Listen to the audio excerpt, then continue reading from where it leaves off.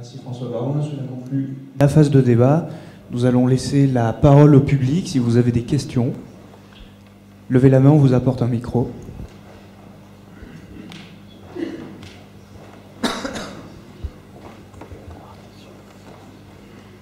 Bonsoir Monsieur Barouin. Bonsoir. Je me présente, je m'appelle Gaëtan Lelièvre, je suis élève statisticien économiste à l'ENSA et Paris-Tech. Et ma question concerne la fiscalité. Alors tout d'abord, j'aimerais reprendre un de vos propos qui m'a paru un petit peu douteux lorsque vous avez dit que le Conseil constitutionnel a censuré la taxe à 75% pour cause quel était de caractère confiscatoire, c'est ça? En réalité, il se trouve que si le Conseil constitutionnel a annulé ce projet de loi, c'est parce qu'il concernait les revenus d'une seule personne et non pas du foyer fiscal comme toutes les autres lois fiscales. Mais ce n'est pas le but de ma question. Ma question concerne en fait Je vais quand même vous répondre. Ça me fait plaisir. On a dans la société depuis quelques années un débat sur l'émergence d'une nouvelle politique fiscale, et notamment depuis la sortie du livre de 3 économistes pour une révolution fiscale, donc notamment de M. Piketty. Piketty, oui. On a un débat donc, dans la société, et j'ai l'impression que la plupart des partis politiques et même de l'opinion publique sont d'accord sur le fait qu'il faudrait arriver à ces changements fiscaux, de manière notamment à rééquilibrer l'impôt et à garder sa progressivité. Mais pourtant, vous-même, vous n'avez pas lancé cette réforme, et il semble que le Parti socialiste ne va pas le faire non plus. Donc, selon vous, pourquoi ? Bon, sur le premier point, sur les 75%, vous reprendrez les attendus du Conseil constitutionnel. La porte d'entrée qu'a choisi le gouvernement a créé les conditions d'un regard confiscatoire de la part du Conseil constitutionnel et qui fait qu'ils ont rejeté cette mesure. Ça ne veut pas dire qu'ils ne peuvent pas le refaire sur la base du foyer fiscal, mais ça veut dire que sur la base individualisée, c'était devenu confiscatoire. C'est-à-dire que dans le système tel qu'ils l'ont fait, les 75% plus le reste patrimonial, les impôts locaux, etc., vous avez des cas de figure, vous étiez à 101, 102, 103%. Donc le caractère confiscatoire, ce n'est pas mon propos, c'est le terme consacré pour la qualification juridique retenue dans les jurisprudences du Conseil constitutionnel sur ce qu'est aujourd'hui, dans un pays comme le nôtre, qui a une vieille histoire, l'équité sur le plan fiscal et le caractère confiscatoire. Et c'est d'ailleurs la raison pour laquelle, lorsqu'il y a eu le bouclier fiscal, on s'est efforcé de dire que ce n'était pas une idée de droite, le bouclier fiscal. À l'origine du bouclier, c'est un Premier ministre socialiste qui s'appelle Rocard et qui a créé le plafonnement pour éviter justement qu'il y ait un côté confiscatoire. À l'époque, il devait être à 80%. Donc on est très très à l'aise sur cette question et on se voit quand vous voulez pour en discuter. Alors sur Piketty, je ne mets pas en cause ses compétences fiscales ou d'économiste, ni ses co-auteurs. Je veux juste rajouter, pour que chacun ait un regard assez objectif, c'est que c'est quand même quelqu'un d'engagé politiquement, qui a été souvent le gourou fiscal du Parti socialiste et qui a donc un projet politique. Je ne suis pas d'accord avec son analyse. Je ne suis pas toujours d'accord non plus avec les chiffres ou les tableaux et les éléments comparatifs qu'il a sortis dans son dernier bouquin. Et lui, c'est un projet politique. Le projet politique, c'est, au fond, l'outil fiscal est un outil qui doit servir une politique pour, pas forcément plus de justice, mais tout simplement que l'effort soit vraiment très largement concentré. Moi, je voudrais quand même juste vous donner 2-3 chiffres que vous connaissez sûrement, mais quand même bien les avoir en tête. L'impôt sur le revenu, si on prend ce cas de figure d'un impôt, c'est un impôt qui ne rapporte pas énormément dans les caisses de l'État pour un grand pays comme la France. Ça fait à peu près 50 milliards. Ça concerne 36 millions de foyers fiscaux en France. Sur les 36 millions de foyers fiscaux, vous n'avez que 15 millions qui payent. Donc vous avez déjà plus de la moitié des foyers fiscaux qui sont exonérés. Et sur les 15 millions de ces foyers fiscaux, vous avez 500 000 personnes, 500 000 foyers, qui représentent 45% de l'effort des recettes de ces 50 milliards. Donc s'il n'y a déjà pas une concentration extrême avec des effets de seuil liés aux tranches dans cette fiscalité de l'impôt sur le revenu, je ne sais pas ce que c'est. Alors vous me direz, mais il y a la CSG, il y a la TVA, etc. D'accord, mais vous rajoutez derrière les impôts locaux. En moyenne, quelle que soit la sociologie de la ville, plus de 50% des foyers sont dégrevés des impôts locaux. Et en moyenne, c'est toujours le même corps fiscal qui représente plus de 50% de l'effort. On peut dire c'est juste, ils ont les moyens, etc. Mais au bout d'un moment, quand vous concentrez, et quand on parle des classes moyennes dans le débat politique, bah vous les trouvez là, et vous les lisez dans la réalité fiscale. Alors après, il y a des projets. Piketty, alors je me souviens plus bien, mais je crois qu'il était favorable à la fusion de l'impôt sur le revenu et de la CSG. Alors on comprend bien son idée. Quand je vous ai donné ces chiffres, vous voyez bien que c'est très concentré. Mais lui, il n'accepte pas que des gens qui ont peu de revenus payent la CSG, puisque tout le monde paye la CSG. Donc son idée, c'est quoi? C'est de fusionner l'impôt sur le revenu et la CSG pour faire d'un impôt progressif un impôt global avec un impôt proportionnel, et évidemment d'exonérer le bas des tranches du nouvel impôt constitué, de telle sorte qu'on ait à nouveau la même concentration, mais avec une part proportionnelle sur les 500 000 personnes dont je vous parle. Donc c'est un vrai projet politique. C'est pas juste une analyse fiscale. C'est ça que je veux dire. Et c'est pas juste le point de vue d'un économiste. C'est un économiste, certes, c'est un fiscaliste, certainement, mais c'est un politique qui nourrit un projet. Et ça, nous le combattons. Même si à droite, il y a des gens qui étaient favorables à l'impôt sur le revenu fusionné avec la CSG. On pourrait imaginer un débat là-dessus. Mais moi, j'ai tendance à penser que la mauvaise monnaie chasse toujours la bonne. Et j'ai tendance à penser qu'au final, si on fait une fusion impôt sur le revenu et CSG, au final, ça aura quand même pour effet immédiat de concentrer encore plus sur quelques personnes l'effort global de contribution. Et j'ajoute que ça ne peut pas s'envisager si derrière, on n'a pas créé une fusion probablement URSSAF et Direction Générale des Finances Publiques. Et j'ajoute que je ne pense pas qu'on puisse imaginer une réforme de cette envergure si en plus on n'a pas globalisé l'ensemble du dispositif avec une retenue à la source. Voilà probablement une vraie grande réforme fiscale sur 2 impôts, ce qui ne nous épargnerait pas le travail de nettoyage sur les niches fiscales, ce qui ne nous épargnerait probablement pas le nettoyage sur les niches sociales. Mais là aussi, il ne faut pas pratiquer par amalgame. Vous ne pouvez pas comparer la fiscalité dérogatoire au droit commun en Outre-mer, qui sert 2 millions de personnes pour des bassins de population et des bassins de vie qui sont déjà en très grande difficulté sur le plan économique, et des avantages fiscaux qui permettent de doper ponctuellement pendant 6 mois tel ou tel marché immobilier. Là aussi, il faut faire un tri, être objectif et ne pas pratiquer par confusion. François Barin, je vais vous poser la question qui a reçu le plus de votes ce soir et qui se trouve à l'écran tout de suite, mais je vous la poser, vous ne bougez pas. Quelle est votre position sur les prières de rue? La personne qui a soumis cette question souhaite que vous insistiez particulièrement sur les prières organisées par l'Institut Civitas récemment. Bon, on est une république laïque et on a une immense force qui s'appelle la loi de 1905 et qui a créé les conditions réelles de l'État avec les religions. L'État doit se garder à distance de chacune des religions, n'en salarie aucune, n'en subventionne aucune, les protège toutes et garantit l'application de la laïcité partout. C'était vrai pour les 4 religions à l'époque du débat de 1905, les luthériens, les réformistes, les israélites et les catholiques. L'événement du XXe siècle, ça a été évidemment la communauté musulmane qui s'est développée, qui est une chance, qui est une immense chance, c'est notre héritage et ça nous apporte beaucoup, pas dans ses dérives, mais évidemment dans notre partage et dans notre compréhension culturelle mutuelle. Mais dans un pays laïque, avec cette histoire, quelle que soit la confession, on ne prie pas dans les rues. Il y a des lieux de culte et il y a des organisations, donc il est interdit de pratiquer sa religion dans la rue. Qu'on soit musulman, juif, orthodoxe, protestant, réformé ou catholique très engagé, on ne prie pas dans les rues. Voilà. Donc ça doit être interdit, et si ça se produit, ça doit être réprimé par celui qui en a la responsabilité et l'autorité, c'est-à-dire le ministre de l'Intérieur et des cultes. Alors une toute dernière question dans la salle, et puis nous nous arrêterons, faute de temps. Bonjour Monsieur Marouin, alors tout d'abord merci d'être présent. Je suis content de pouvoir poser une question. Charles Basile, élève à l'école des mines de Paris. Alors, bon, moi j'ai peur. Alors par exemple, je pense à l'industrie française.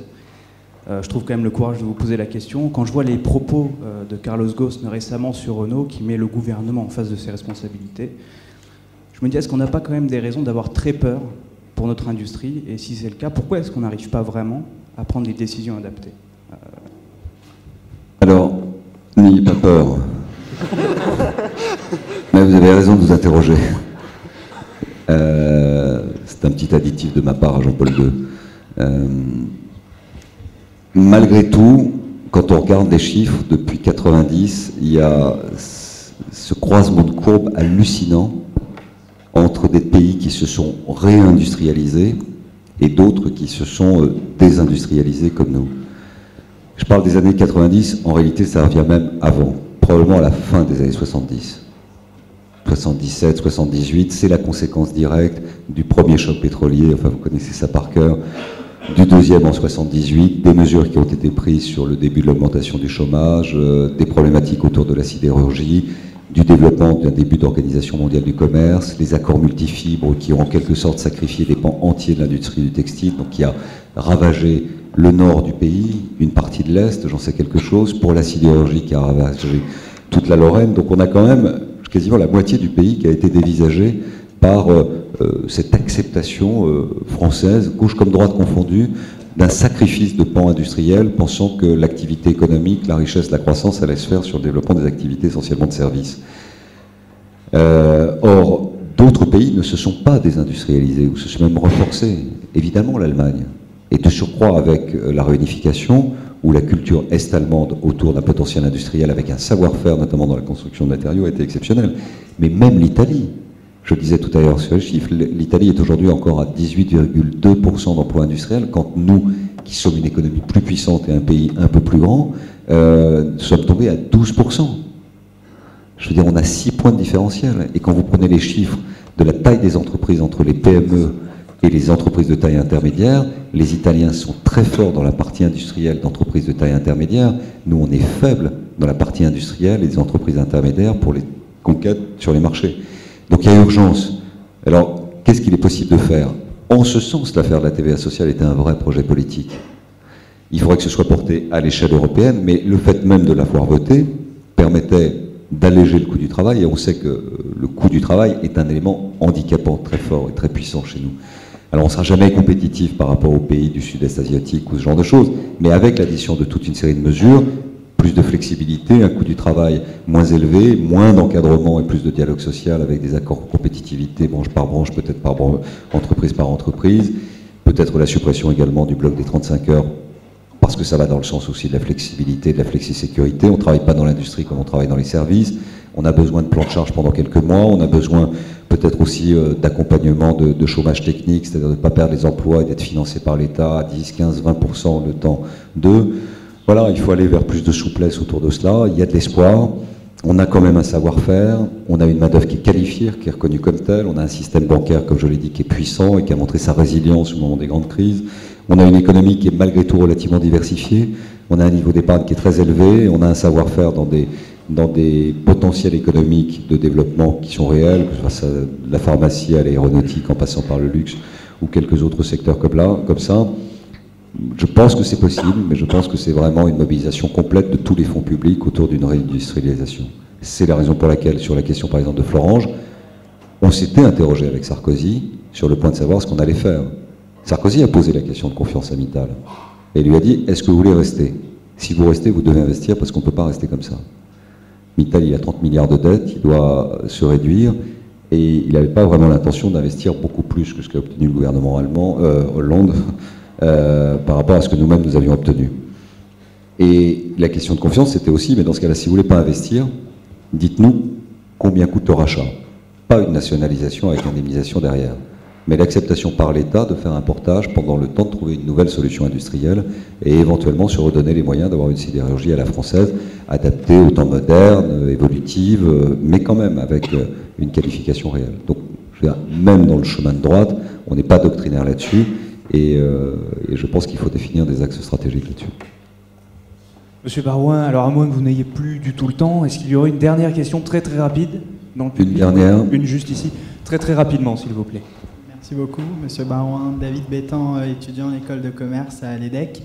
Et ma question se porte sur l'émergence de cet islamisme soi-disant modéré, qui, on le voit, bride les libertés individuelles et voilà, qui a émergé en fait à travers ces révolutions.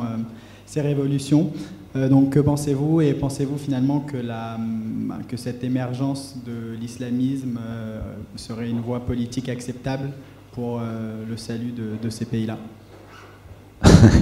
Bon, l'islamisme, non. L'islamisme, c'est quand même la variable, je dirais, intégriste de la pratique de l'islam. deux choses. On a un regard occidental et on a un regard français. On a nous-mêmes une approche à la laïcité qui est liée à notre construction, à notre histoire d'un très vieux pays. D'un très vieux pays qui a vécu jusqu'en 1789 sur la confusion d'un pouvoir spirituel et temporel, d'un très vieux pays qui a connu les guerres de religion, d'un très vieux pays qui a connu des exécutions sommaires au nom de la religion, d'un très vieux pays qui a voulu garantir la liberté de l'individu par une révolution et en terminer avec cette confusion d'un pouvoir temporel, d'un très vieux pays qui quand même a mis plus d'un siècle entre 1789 et 1905 avec des allers-retours de restauration, de monarchie de juillet, de tentatives républicaines, d'échecs, de résurgence, c'est ça quand même le 19e siècle, qui aboutit in fine à la stabilisation de la République à travers 2-3 grandes lois, une loi autour de l'école, publique, laïque et obligatoire, une autre autour des lois associatives, et enfin une dernière sur la laïcité. Donc on a ce regard historique. On doit être capable avec ce modèle de vivre ensemble avec la communauté musulmane. On ne doit tolérer aucun dérapage sous forme d'intégrisme. On doit aider la communauté musulmane à être respectée. C'est le rôle de l'État de les respecter. C'est le rôle de l'État de protéger les religions. C'est le rôle de l'État de servir de médiateur quand il y a des difficultés. Et on doit, responsables politiques républicains et profondément attachés à cela, être les premiers défenseurs et remparts contre tous les amalgames, toutes les confusions au nom de l'islam qui nous amène à l'insécurité, qui nous amène à l'immigration et qui nous emmène ensuite au terrorisme. Je combats cela. Je suis à l'origine de la loi sur le voile à l'école avec un rapport que j'avais déposé auprès du Premier ministre. J'étais relativement seul à l'époque à porter cela. J'ai réussi à convaincre Juppé et Chirac de s'engager sur cette voie. Sarkozy était ministre de l'Intérieur, il engageait, lui, la mise en place du Conseil du culte musulman. Il était plutôt réservé. Au final, il l'a accepté. On nous a dit, ne faites pas une loi sur l'école, vous allez vous mettre à dos tous les musulmans de France, ça va être épouvantable, on va être attaqués, et les écoles ne pourront plus fonctionner. Dès la première rentrée, parce qu'on est en France, et qu'il y a dans notre ADN collectif, même pour les nouveaux entrants, ce vécu autour de la laïcité, on a eu zéro problème dans les écoles. J'ai mené les consultations pour l'UMP, le groupe UMP, sur l'affaire de la burqa, parce que ça c'est une dérive salafiste qui était insupportable. Et au-delà du fait que c'était une négation de la femme, etc. On est arrivé à une loi. On a dit ça va pas marcher, c'est pas possible, il va y avoir des heurts, etc. Vous en entendez parler? Moi à Troyes, je suis maire depuis 17 ans, on a quelques sujets burqa, ça se traite, la dame elle la retire sur les lieux publics, et puis dans sa vie privée, elle fait ce qu'elle veut. Voilà. Donc il y a une grande différence entre le champ public et le champ privé. Donc si on part de la France, je pense qu'on a pris les mesures législatives. Faut-il aller plus loin? En tout cas, il faut s'adapter, il faut être vigilant, il faut lutter contre tous les dérapages. Et c'est possible. C'est le travail de nos services secrets, c'est le travail des axes prioritaires du ministère de l'Intérieur pour cibler toutes les cellules dormantes dans les quartiers. Et on ne doit pas être naïf, il faut être implacable là-dessus. Ensuite, la question, je dirais, collatérale que vous posez, c'est un peu celle des printemps arabes, c'est-à-dire on en a terminé, enfin, les populations se sont soulevées, ont demandé un espoir, ont obtenu la tête de dirigeants au pouvoir fort, pour ne pas dire autoritaire, pour ne pas dire dans certains cas dictatoriaux, et on se retrouve par la voie démocratique avec des pouvoirs de nature religieuse. La même génération se lève et dit c'est pas ça qu'on voulait. Donc oui, il faut être attentif, mais la ligne diplomatique française, à la lumière de ces printemps arabes, ce sera d'accompagner en tout temps, tout lieu, toutes circonstances, tout peuple qui se soulèvera pour demander plus de démocratie, y compris plus de démocratie à l'égard d'un pouvoir qui peut être de nature religieuse. Ce sera ça la voie qu'on fera, alors que jusqu'à présent, et jusqu'au printemps arabe, la voie diplomatique était plutôt le respect de la solidité des États, quel que soit le pouvoir en place, et donc l'entretien de relations diplomatiques, même avec des pouvoirs dont on savait qu'ils pouvaient opprimer leur population. François Barouin, cette conférence est maintenant terminée. Au nom de toute l'équipe IRSACOM, merci beaucoup d'avoir répondu à nos questions. Merci à vous.